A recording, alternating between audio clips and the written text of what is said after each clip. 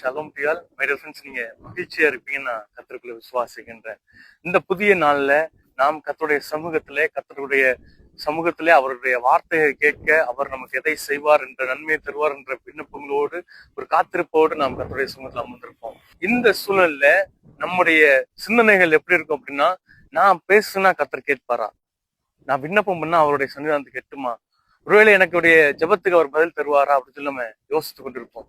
ஆனாலும் நம்முடைய தேவனாகிய கர்த்தர் இன்றைக்கு நினைப்போட்டுக்கிற வார்த்தை என்ன அப்படின்னா, அவருடைய வார்த்தை நித்தியமும் ஜீவனுமான வார்த்தை என்ன அப்படின்னா, நாம் விண்ணப்பம் பண்ணும் பொழுது அவர் கேட்பேன் என்கிறார். அதாவது, எசப்பா எனக்கு இந்த நன்மையை தாங்க, எசப்பா இந்த உயர்வை தாங்கன்னு சொல்லி நம்ம கேட்கும் பொழுதே கர்த்தர் அதை கேட்பார். அது மட்டும் இல்லாம நம்ம பேசும் பொழுதே அதை கவனிக்கிறார்.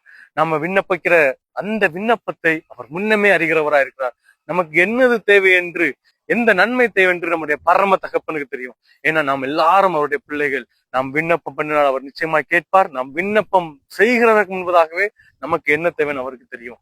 அதே போல அவருடைய சத்தம், அவருடைய பிரசனம் நம்மை சூழ்ந்து கொண்டு நாம் பேசுகிறதை கவனிக்கிறதா இருக்கிறது.